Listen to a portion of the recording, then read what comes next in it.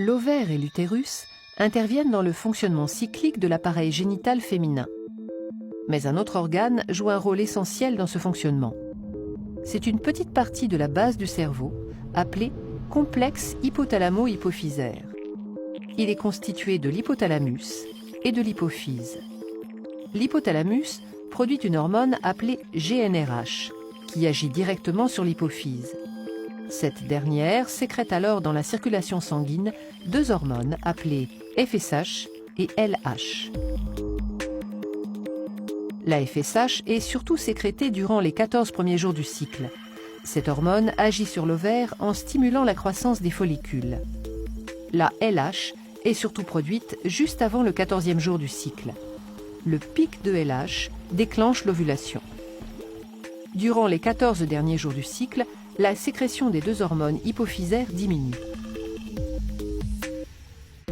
Les sécrétions hormonales du cerveau sont donc à l'origine des cycles ovariens et utérins.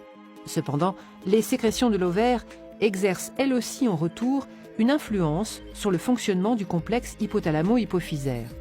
Au cours des différentes phases du cycle, l'ovaire va libérer deux hormones qui vont être détectées par le cerveau et modifier l'activité du complexe hypothalamo-hypophysaire. Durant les 13 premiers jours du cycle, la libération d'œstrogènes dans le sang par l'ovaire va être détectée par le cerveau. Il va limiter les sécrétions de FSH et de LH.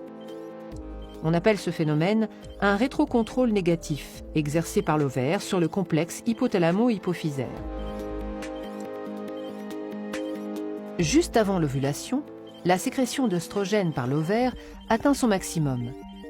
Sa concentration dans le sang est alors détectée par le cerveau qui va réagir d'une manière contraire à ce qu'il faisait jusque-là.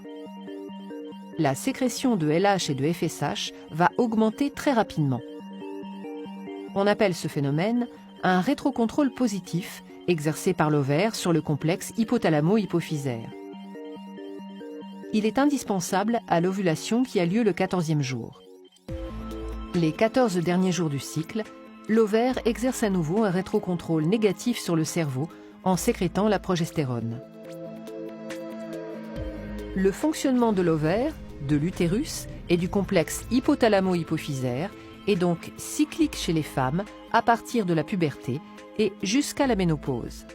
Ce fonctionnement repose sur un dialogue permanent entre ces organes au moyen de diverses hormones sécrétées dans le sang.